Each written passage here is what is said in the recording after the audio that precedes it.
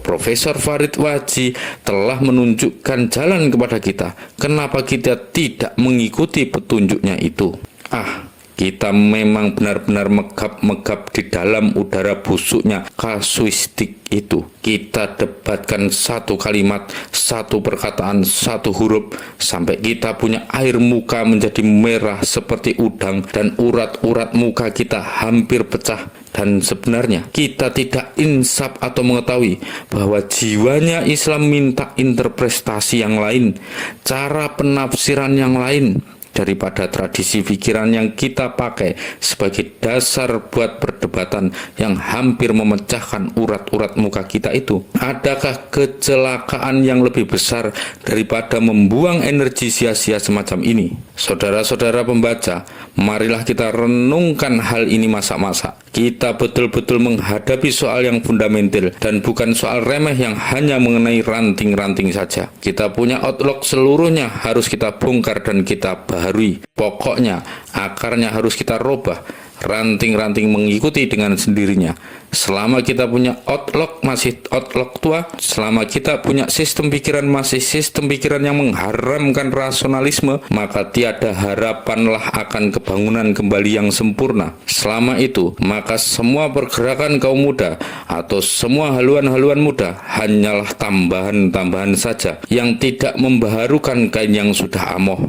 Selama itu maka benarlah perkataan Qasim Bey Amin bahwa kita tidak mampu menerima warisan Muhammad, tetapi hanyalah mampu menerima warisan ulama-ulama yang sedia kala. Selama itu maka kita, saya meminjam perkataan James Joures, tidaklah mampu menangkap apinya, nyalanya kita punya agama, melainkan hanyalah mampu menangkap asapnya dan abunya belaka. Quran, Allah Ta'ala, rohnya Islam lenyaplah, diganti dengan otoritas huruf dan otoritasnya kaum fakih.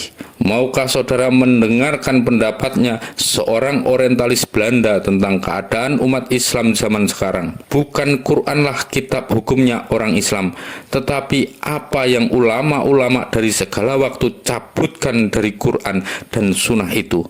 Maka ini ulama-ulama dari segala waktu adalah terikat pula kepada ucapan-ucapannya ulama-ulama yang terdahulu dari mereka, masing-masing di dalam lingkungan mazhabnya sendiri-sendiri. Mereka hanya dapat memilih antara pendapat-pendapatnya otoritas-otoritas yang terdahulu dari mereka. Maka syariat seumumnya akhirnya bergantunglah kepada ijma, firman yang asli.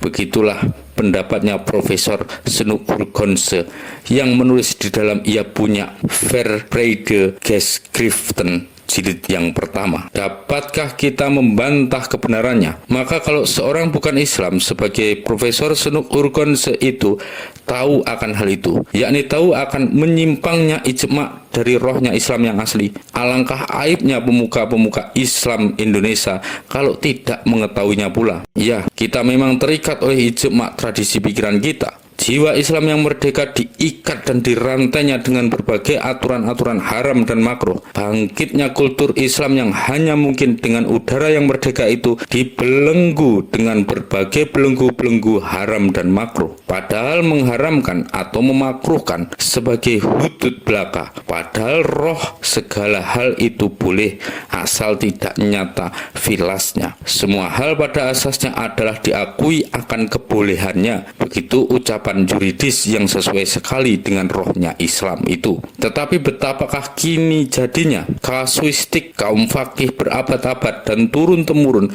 sudah membuat agama merdeka ini menjadi satu penjara yang menakut-nakutkan. Herankah kita kalau lantas ada fruits kaum intelektual menjauhi Islam sejauh-jauhnya? Islam yang bukan menjadi jiwa baginya, tetapi malahan menjadi rumah tutupan baginya. Maka oleh karena itu, pemuka-pemuka Islam, marilah kita pecahkan pukaunya tradisi pikiran yang telah hampir 1000 tahun itu. Janganlah kita hanya memudahkan Islam di dalam ranting-rantingnya saja, tetapi marilah kita permudahkan sampai ke dalam galih-galih pokoknya.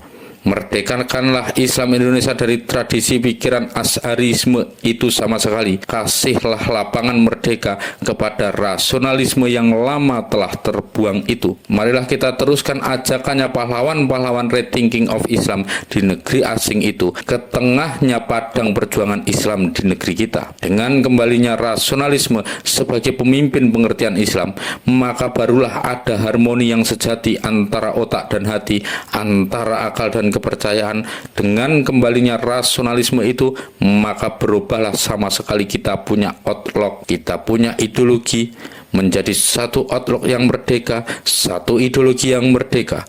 Maka Islam lantas benar-benar menjadi satu pertolongan, satu tempat pernaungan, satu jalan keluar, dan bukan satu penjara. Dengan Islam yang demikian itu, pasti sebagai pastinya matahari terbit sesudah malam yang gelap, akan datanglah perbaikan, perhubungan kembali antara kaum intelektual dan Islam. Sebab Islam yang demikian itu bukanlah Islam yang muda pada kulitnya saja, tetapi Islam yang muda sejatinya muda. Muda lahirnya dan muda batinnya, muda wujudnya dan muda jiwanya. Panji Islam 1940.